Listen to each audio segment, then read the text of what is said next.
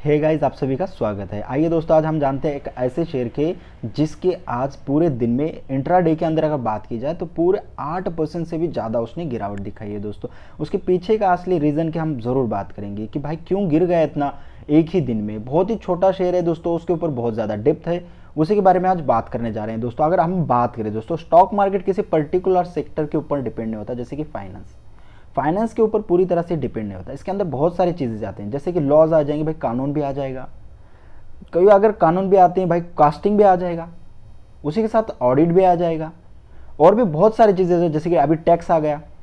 इन सभी के ऊपर अगर डिपेंड होता स्टॉक मार्केट, अगर इस चीज़ को समझ लिया भाई तो पूरी तरह से समझ जाएंगे। आज हम इसी चीज़ के ऊपर सिर्फ ऑडिट के ऊपर बात करने की कोशिश करेंगे। अगर भाई किसी ने स्टैंडर्ड किया है तो उसे 100% इस चीज़ की पूरी तरह से नॉलेज होगी। स्टैंडर्ड यानी कि भाई सीए, जिसने सीए किया है ना भाई, उसको सब कुछ समझ आ जाएगा पूरी तरह से डिटेल्स में। आइए मैं फिर भी आपको आसान तरीके में समझाने की कोशिश करता हूँ। चलिए दोस्तों, बिना देरी के शुरू कर दे। अगर इससे पहले अगर आप हमारे चैनल पर न्यू हो दोस्तों तो सब्सक्राइब करना ना भूलिए, साथ ही साथ बेल आइकन जरूर दबाएं ताकि हमारा वीडियो आप तक सबसे पहले पहुंचा करें। चलिए दोस्तों, बिना देरी के शुरू करते हैं। देखिए दोस्तों, वोडाफोन और आइडिया की हम बात करने जा रहे हैं। अभी अभी 6 घंटे पहले ही एक न्यूज़ आ गई भाई, ऑडिटर ने कुछ ऐसा बोल दिया कि जिसके वजह से आइडिया और वोडाफोन के शेयर में बहुत तेजी से गिरावट आ गई। आइडिया के ऑडिटर ने कुछ ऐसा बोल दिया कि भाई देखिए ऑडिटर क्या बोलता है, ऑडिटर डॉबर्ट्स वोडाफोन आइडिया। देखिए भाई, ऑडिटर ने डाउट पकड़ा है कि भाई वोडाफोन आइडिया के ऊपर किस वजह से डाउट पकड़ा, ये भी मैं बताऊंगा दोस्तों। देखिए दोस्तों, यहाँ पे बोला ability to remain going concern. भाई देखो, गोइंग कॉन्सर्न का मतलब होता है भाई कि फ्यूचर में ये कंपनी चल पाएगी या नहीं, इसी को गोइंग कॉन्सर्न बताया जाता है।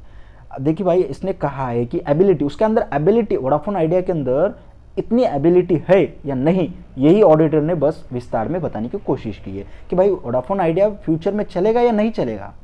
इसी के बारे में उसने विस्तार से बताया, जिसकी वजह से मार्केट में अनसर्टेनिटी आ गई। अनसर्टेनिटी जब भी मार्केट में आती है भाई, मार्केट को वो बहुत ही तरह से निराशाजनक होता है, जिसकी वजह से शेयर ज़्यादा चांसेस होते हैं गिरने के। आइए दोस्तों, इसके हम विस्तार में जानने की कोशिश करते हैं कि भाई हुआ क्या था। देखते हैं, वोडाफोन और आइडिया के शेयर की अगर बात की जाए तो दोस्तों लगभग 8% आप यहाँ देख सकते हैं एक ही दिन में। देखिए दोस्तों, एक ही दिन में आइडिया और वोडाफोन ने 9 रुपये पे चल रहा था दोस्तों। फिर उसके बाद कुछ समय के बाद 945 के आसपास से 940 के आसपास चला गया, और वहां से सडनली इसने गिरना स्टार्ट कर दिया। देखिए दोस्तों, सडनली गिरना स्टार्ट किया और अभी आके 9.10 पे आके रुक गया दोस्तों, एक ही दिन के बाद। इसकी वजह बस एक ही थी दोस्तों कि भाई ऑडिटर ने कुछ ऐसा बोल दिया कि जिसकी वजह से पूरी तरह से मार्केट में अनसर्टेनिटी आ गई दोस्तों। तो ऑडिटर ने बोल दिया कि भाई इसका फ्यूचर में चलने के बहुत ज़्यादा चांसेस कम है, इसी की वजह से मार्केट में इतनी ज़्यादा अनसर्टेनिटी हो गई दोस्तों। इसके विस्तार में हम देखने की कोशिश करेंगे दोस्तों। आइए, ऑडिटर ने देखिए दोस्तों यहाँ पे कुछ ऐसा बोल दिया कि भाई आप यहाँ पर देख सकते हैं, मेरा नेट स्लो है सो थोड़ी देर हो सकती है। देखिए दोस्तों, ऑडिटर ने भाई ये देखिए, material uncertainty related to going concern. Material यानी भाई इंपॉर्टेंट समझ लो आप, इंपॉर्टेंस। अनसर्टेनिटी मतलब जैसे कि निराशा, अनसर्टेनिटी मतलब निराशा की तरह समझ लो भाई। अनसर्टेनिटी मार्केट में जब भी आती है तो मार्केट पूरी तरह से नीचे आने की कोशिश कर देता है। गोइंग कॉन्सर्न भाई, मैं जैसे कि अभी अभी बता दिया आपको, गोइंग कॉन्सर्न यानी फ्यूचर में चल पाएगा या नहीं चल पाएगा, इसी के बारे में। भाई ये कौन बोल रहा है? देखिए दोस्तों, ये सब बोल रहा है ऑडिटर। मैं आपको ये रिजल्ट में लाके बता रहा हूँ, जो कि रिजल्ट कल ही आया था दोस्तों। उसी के अंदर सब कुछ ये डिटेल्स में होता है, बस आपको नीचे देखने की जरूरत होती है भाई। थोड़ा सा नीचे आके स्क्रॉल डाउन करके आप रिजल्ट में पूरी तरह से चेक कर सकते हो। उसी के अंदर ऑडिटर ने बोल दिया कि भाई ऑडिटर ऐसे ही नहीं बोल सकता कोई चीज़ कि कंपनी चलेगी नहीं चलेगी। ऑडिटर आज उठ गया भाई, बोल दिया कि कल, हवे में बातें ऐसे नहीं उड़ाई जाती भाई। ऑडिटर के पास कुछ पक्के सबूत भी होते हैं, उनके पास नॉलेज होती है कि भाई इस कंपनी के अंदर क्या चल रहा है, इनके अंदर अभी डेप्थ कितनी है भाई, सब चीज़ों का वो सब कुछ देख के ही ये सब बताया करते हैं दोस्तों। देखिए, ऑडिटर बोलता है कि we draw attention to note 3। ठीक है, नोट 3 के ऊपर भी हम जाएंगे फिलहाल, इसको पढ़ के। नोट 3 भी क्या है भाई, हम देखेंगे उसके जरूर। To financial result which describe the company's financial condition as March 31st and its debt AGR obligation due for the next 12 months. The company financial performance is impact its ability to generate the cash flow. भाई company देखिए, auditor बोलने की कोशिश कर रहा है कि company के ऊपर बहुत ज़्यादा कर्जा है, डेब्ट बहुत ज़्यादा होने की वजह से इस कंपनी की इतनी एबिलिटी नहीं है कि वो कैश फ्लो कर सके।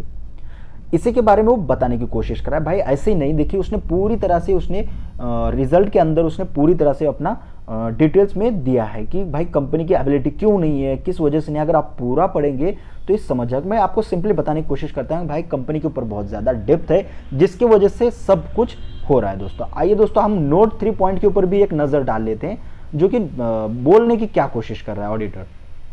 देखिए नोट 3 पॉइंट में उसने यही दिखाया भाई कि कंपनी के अंदर डेप्थ कितने हैं। देखिए तो आप यहाँ पे बताया उसने, the group has increase the losses, उसी के बारे में बताया कि भाई 4,42,331 या मेन, यही सब उसने बताया कि भाई इसमें सब लॉस कितना हुआ, किस चीज़ का क्या हुआ, इसे सब कुछ इसने डिटेल्स में बताने की कोशिश किया। आप सिंपली समझ जाए कि भाई इस कंपनी के ऊपर डेब्ट होने की वजह से, और ऑडिटर ने इसके ऊपर कुछ ऐसी टिप्पणी कर दी कि जिसकी वजह से शेयर को नीचे आना पड़ा। भाई ये ऑडिटर ने बोल दिया कि भाई शेयर की एबिलिटी नहीं है कि आगे चल के फ्यूचर में चल सके, बस इसी वजह से इसके अंदर बहुत ज़्यादा गिरावट आ गई। दोस्तों बस आपको अगर फ्यूचर में बहुत सारे लोग हैं भाई कि इसमें अटक गए हैं, बहुत सारे लोग हैं जो कि कह रहे हैं भाई बहुत ज़्यादा ऊपर लेवल पे इसने खरीदा था, अब जाके लोअर लेवल पे आए, तो सबका कहना है कि भाई अपर लेवल जाएगा, कब जाएगा अपर लेवल, कब जाएगा। भाई इस देखिए डेब्ट बहुत ज़्यादा है इस कंपनी के ऊपर, तो अपर चांस तो छोड़ ही दीजिए कि अपर लेवल पे जाएगा, ये तो चांस छोड़ ही दीजिए। बहुत ज़्यादा डेप्थ होने की वजह से बहुत ज़्यादा लोग पूछ रहे हैं कि भाई क्या होगा इसमें, क्या होगा। देखिए दोस्तों ऑडिटर खुद बोल रहा है कि भाई ऑडिटर ऐसी हवा में बातें तो नहीं फेंक सकता, उसके पास कुछ ऐसे पर्टिकुलर बातें होंगी जिसकी वजह से वो बोल रहा है। उसने ऐसी टिप्पणी कर ही नहीं सकता कि ऑडिटर के पास अगर पक्के सबूत ना हो ना दोस्तों, कभी भी ऑडिटर अपनी जुबान नहीं खोलेगा। ऑडिटर के पास पक्के सबूत हैं जिसकी वजह से बोल रहा है, तो आप कोशिश कीजिए कि इससे दूर रहने की। आप हाँ टीचिंग पर्पज़ के लिए, एजुकेशन पर्पज़ के लिए आप इसको ज़रूर ध्यान में रखिए और सीखने के लिए आप इस पर ज़रूर फोकस कीजिए। अगर उसी के साथ अगर हम मार्केट कैप की बात करेंगे तो भाई एक समय में इसका मार्केट कैप बहुत बड़ा हुआ करता था, लेकिन डेप्थ की वजह से, उसके बाद बहुत सारे रीजंस की वजह से इसका मार्केट कैप बहुत ही नीचे आ गया। देखिए दोस्तों इसका मार्केट कैप 28,000 का है, जिसका फेस वैल्यू 10 है, डिविडेंड येल्ड की तो वाट लग गई है पूरी तरह से।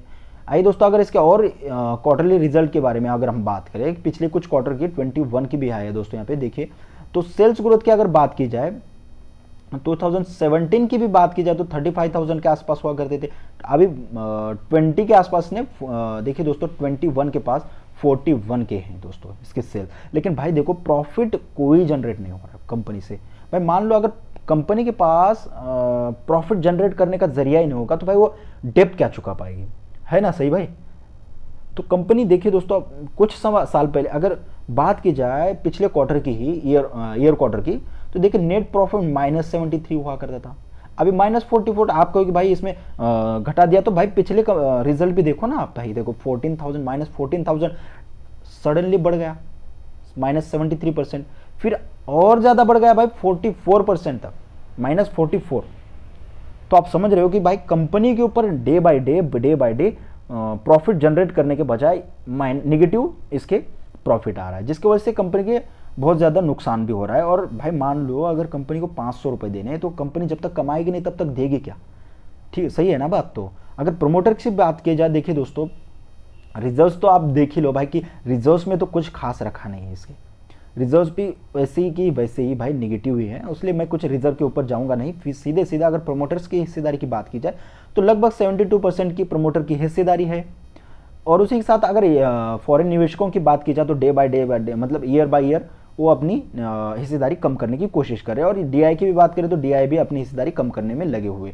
सिर्फ पब्लिक ही ऐसी है जो कि हिस्सेदारी अपनी बढ़ाने में लगी है, जिसका उसको नुकसान बहुत ही महंगा पड़ने वाला है। सो दोस्तों इस शेयर से ज़्यादा करके दूर ही रहिए, इसमें आपकी भलाई है। और एजुकेशन पर्पज़ के लिए आप इसको देख सकते हो, खरीद के एक दफ़ा देख सकते हो, पोर्टफोलियो में 1-2 शेयर आप ऐड करके रख लेना, क्योंकि एजुकेशन पर्पज़ के लिए आपको जानना ज़रूरी है कि भाई कंपनी, अगर आप इन सभी बातों का अगर आप ध्यान रखेंगे तो इनको आप सभी को फ्यूचर में जाके फ़ायदा ज़रूर होगा। शुक्रिया दोस्तों।